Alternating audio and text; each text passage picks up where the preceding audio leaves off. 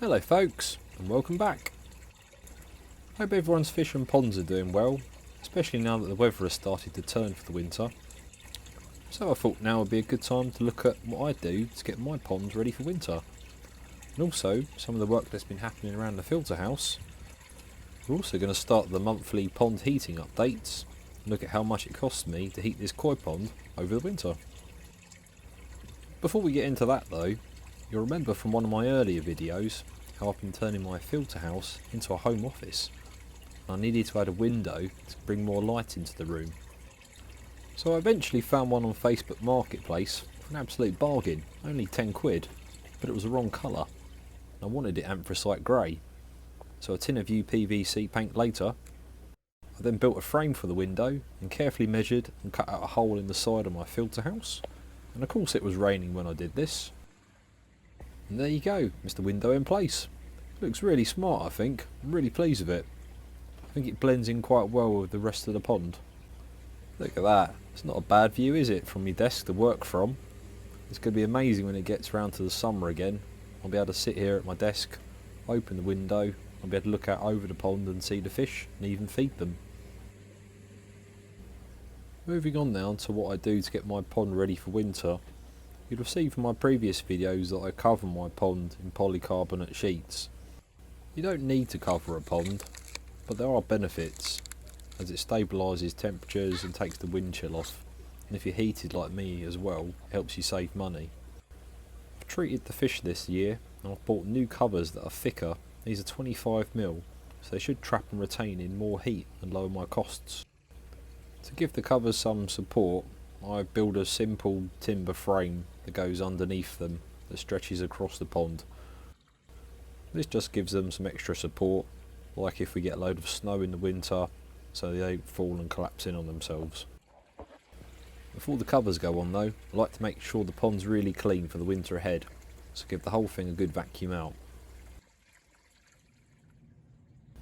And there we go, that's the new covers on.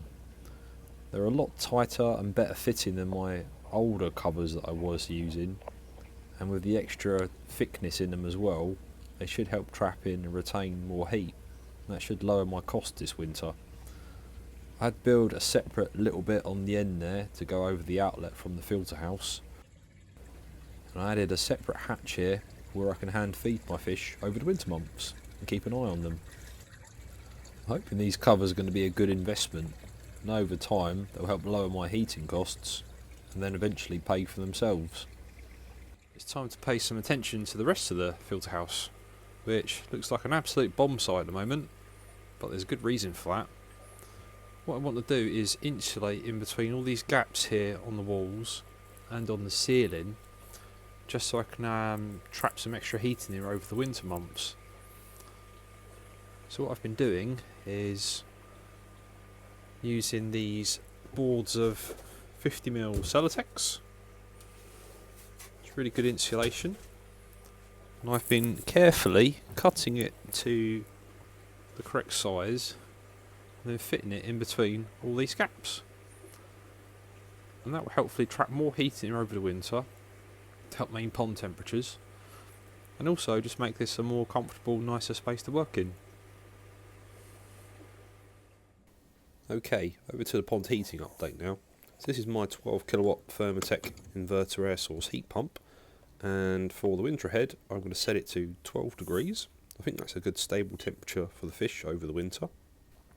Looking at the cost now for November, remember I use a Tapo energy monitoring plug, and for the first part of the month the pond was at 18 degrees and I was gradually cooling it down to 12, and in total that cost me £19.18. Right, so that's all the walls done. Been round and done the whole shed. They're all fitted in place nicely, nice and tight. I've got a bit of work to do filling in some of the gaps of expanding foam and put some silver foil insulating tape. The next big job to do is the ceiling, which I'm going to tackle next. I'll give an update on insulating the filter house in my next video, as I've also just purchased a new type of heater to keep the filter house warm and also the pond, so stay tuned for that one. I'm already seeing some benefits from the insulation that's in place, as the filter house is 3 or 4 degrees warmer than the outside temperatures, so it's already doing something. Hopefully that, with a combination of the new polycarbonate covers, is going to reduce my heating costs even further this winter. And what I'll do is a comparison with my heating costs from the previous winter, so we can see whether it's worked or not. The fish are doing okay now that I've reduced temperatures down to 12 degrees. I did have a couple with some small sores on them, and I did end up treating the pond with a dose of acroflavin, which seems to have done the trick.